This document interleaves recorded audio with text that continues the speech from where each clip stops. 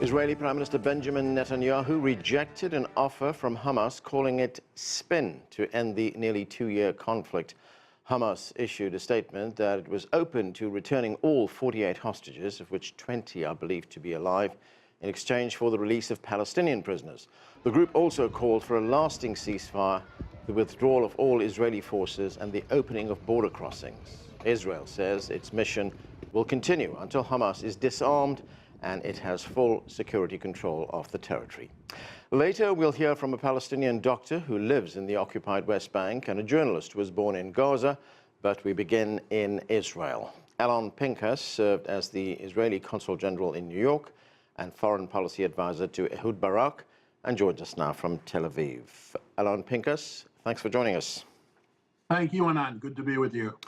Let's start with the status of these latest efforts to bring this to an end, to get some kind of ceasefire. As I said, Hamas has expressed its readiness for a comprehensive deal to end the Gaza war, and it will release all hostages in return for Palestinian prisoners.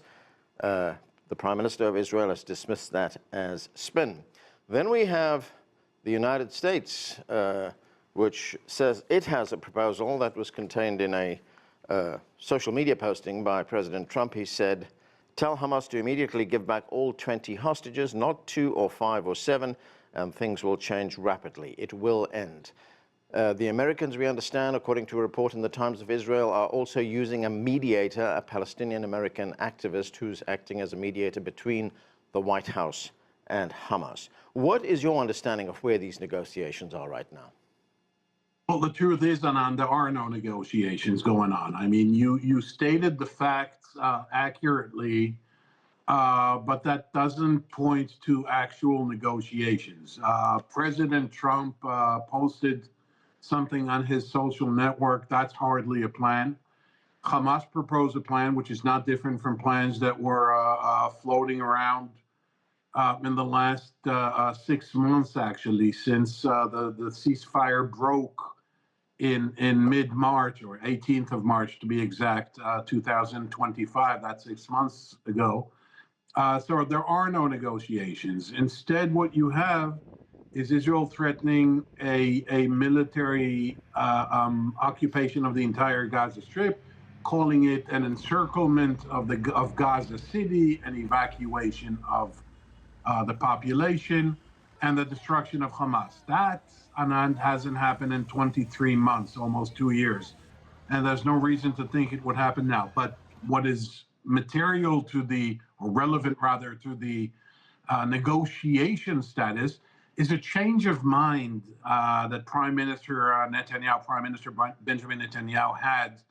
Instead of the piecemeal, the partial deals that were negotiated, he all of a sudden made a 100-degree turn and said, okay, no more partial deals. I just want a comprehensive deal, which, as you again accurately pointed to, which Hamas agreed to 2 days ago rather, but Israel called it spin. So where we are right now is nowhere. We're on the verge of a military operation that may or may not happen. It looks likely to happen, but there's still a chance that it won't. It's basically, I mean, if you reduce it and boil it down to what can prevent this from going on and further escalating, it's up to President Trump. And he has not, he has not put in his full weight or the full, or exerted the full influence that the U.S. has. So, Alon, as you say, there are no negotiations in your view, and that Israel is preparing for a military occupation of Gaza. What then is its ultimate aim? It doesn't have one. That's the problem. That's what the war's critic, myself included, have been saying since October 2023. This is a just war. Israel needed to retaliate against a vile terror attack from Hamas. That's a given. Israel needed to retaliate even disproportionately. I get that. I understand that. I sympathize and justify that. But there was never a political objective. There was never a clear, there was never a clear and coherent political goal from which military objectives are derived.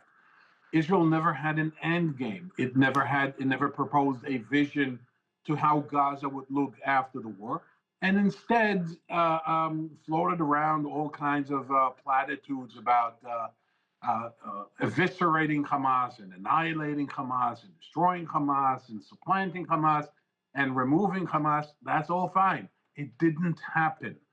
And there were ideas out there on what Gaza should look like, whether you take President Biden or even President Trump's ideas from February, which no one took seriously and would never follow up about, building a Riviera and the Americans, the U.S. will take over Gaza. Okay, even if you take that seriously, Israel said no to every idea and every framework and every political plan that was put in front of it. So you say, okay, even if that is legitimate and Israel has valid arguments against this, what is Israel's political objective? And the short answer is, I've been going too long in my answering to your question, the answer is Israel never had a plan. Because if you remove Hamas and occupy Gaza, Israel, you own Gaza. That means you own 2.2 million people in the densest swath of land on this planet. You own the humanitarian aid and the water and the medical aid and law and order. And now, as you say, Israel is on the verge of this major onslaught on Gaza City. It appears that some of that operation has already started. We hear reports every day of the number of people dying. It's normally in the double digits, sometimes daily in the triple digits. It pushed the total death toll in Gaza since October 7th to more than 64,000. Now, there are about 40,000 reservists, Israeli reservists, who have been called up to report for duty, according to Israeli Army radio. But some reservists are now refusing to comply with those call-up orders. Here's one of them. His name is Max Kresh. This is what he had to say. Let's listen. Any act of legitimizing continuing hostilities over a hostage deal is inherently a betrayal of the hostages and a betrayal to the Israeli people. It is time for a complete and binding ceasefire hostage deal. It is time for total accountability. So how significant are these protests by these reservists? Well, it's very significant in the sense that they are relatively widespread. I mean, they're not it's not 100%, obviously, of reservists refusing to report for duty, but it is widespread.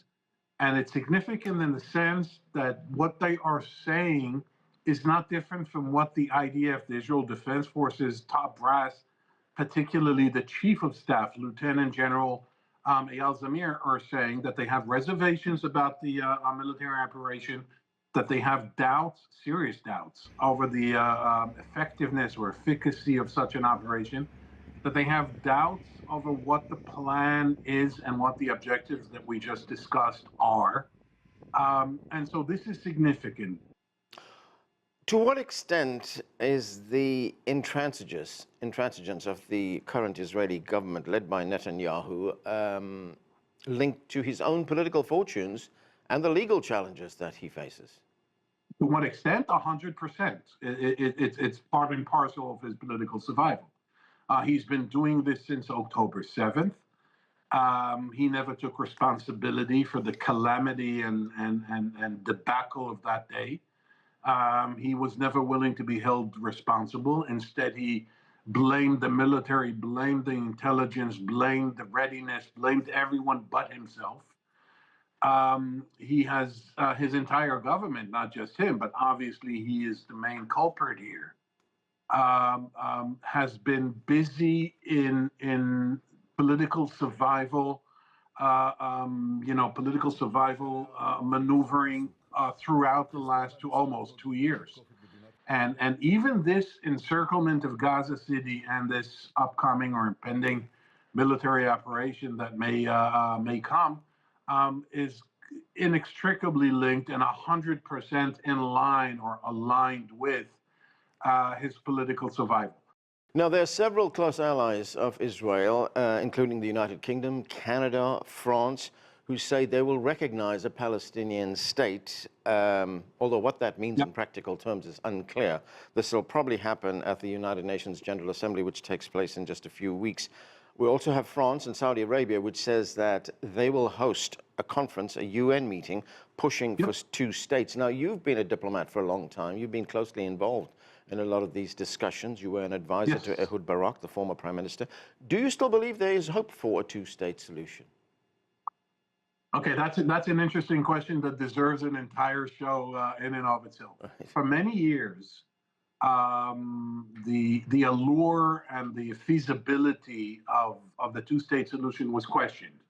Now, everyone knew how to explain why the two-state solution will not work, why it's not viable, why it's not implementable, and so on. Then came the war, and as a result, ironically, as an ironic result of the war, the two-state solution again became, at the center and front of the international discourse on this issue. Now, while I could see many weaknesses in what we think a two-state solution would look like, I fail to see any other durable and sustainable solution. Alon, Pinkas, we have to leave it there. Thanks so much for joining us. Thank you, Anand. The Gaza Health Ministry says the death toll is now over 64,000 people as famine takes hold across the enclave. Joining us now from Ramallah in the occupied West Bank is Dr. Mustafa Barghouti. He's the founder and leader of the Palestinian National Initiative and the president of the Palestinian Medical Relief Society. Dr. Barghouti, thanks so much for joining us. Our pleasure, thank you. There's been speculation in recent days, in fact in recent weeks, about bringing an end to this Israeli onslaught on Gaza, about a ceasefire. Hamas has said that it will be prepared to release all the hostages if Israel withdraws from Gaza, but that has been dismissed by the Israeli Prime Minister Benjamin Netanyahu as spin and nothing new. There's also an American proposal to bring this to an end. President Trump says it will end if the hostages are released, and the Americans have opened up a new channel of communication between the White House and Hamas using a mediator. But we just heard from the Israeli diplomat, Alon Pinkas, who said there are no negotiations taking place right now. Israel's goal is the military occupation of Gaza. What is your reading of where this is right now?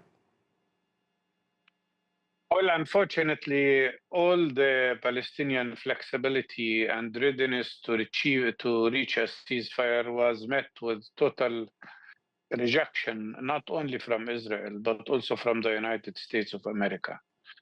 In the very first place, there was an American proposal to have a ceasefire, temporary ceasefire for 60 days, during which period half of the Israeli captives would be released in exchange for Palestinian captives. And during that period, negotiations will take place to end the war. This proposal came from Mr. Witkoff, the American envoy. The Palestinian side, including Hamas, accepted the American proposal unconditionally. Unfortunately, Israel rejected that offer, rejected the agreement, and the Americans themselves turned their back to their own proposal. Now, when Hamas declares that it's ready to release all the Israeli captives in exchange of ending the war, the Israeli response is no. They want to continue the war. They want to continue the occupation and full occupation of Gaza because their real goal is total destruction of every house in Gaza and the displacement of the Palestinian population of Gaza to outside Palestine. They want to push everybody in the north and the center to the south to a concentration camp that would be the worst concentration camp in history, and then try to evict everybody under bombardment, starvation, spreading diseases, etc.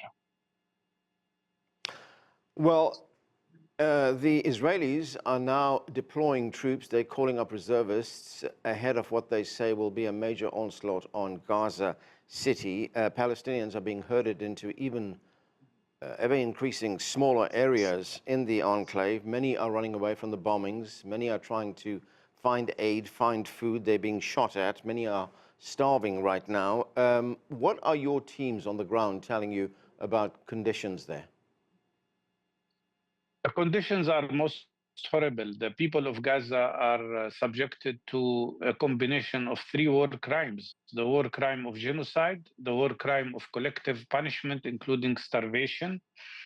We already lost more than 50 people, 350 people to starvation, including 130 children. And they are subjected to ethnic cleansing. Already, all the north of Gaza have been emptied and totally destroyed to the ground. The medical situation is absolutely horrifying. Our medical teams tell us that every person in Gaza gets sick 3 to 4 times a month. There is no clean water. There is insufficient food. There is very low immunity, and diseases are spreading. We already had more than 117,000 cases of infectious hepatitis. In reality, Israel is killing people not only by bombarding them, but also by creating a biological warfare where people get sick due to lack of food and water, but also because Israel is preventing vaccination of children, which threatens outbreaks of very serious diseases like poliomyelitis, tetanus, diphtheria, etc. More than that, people don't have any place to shelter in. There is no safe spot in Gaza.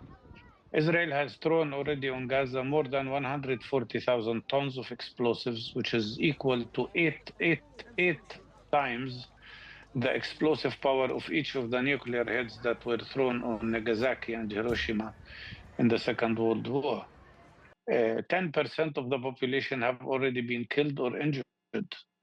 If you apply that number to any country, like the United States, for instance, you would be talking about no less than 33 million people killed or injured in the course of two years. The situation is absolutely horrifying. I don't know of any other case in modern history where people were subjected to such horror as is happening now in Gaza. In just a few weeks, world leaders will be gathering in New York for the United Nations General Assembly, and what many experts are calling a genocide will come under discussion at these meetings in New York. But the United States has now refused visas for leaders of the Palestinian Authority to attend these meetings, to attend these talks. Palestinian President Mahmoud Abbas was expected to address the gathering as well. How do you explain this? Because the Palestinian Authority was seen as the moderate, acceptable face of Palestine. So why do you think they're being denied these forums in New York right now? Because the United States of America is absolutely biased to Israel. It is doing what the Israeli Prime Minister, who is accused of being a war criminal by the International Criminal Court, the United States administration does what he asks for, what he wants. Mr. Netanyahu doesn't want any Palestinian to be neither in Gaza nor in the West Bank, whether he is Hamas or Fatah or any other, or belonging to any other party. For him, all Palestinians are people that need to be ethnically cleansed. And the United States position denying Palestinians the visas to the UN is an act that violates not only international law, but violates the American responsibility of being a host country to the United Nations.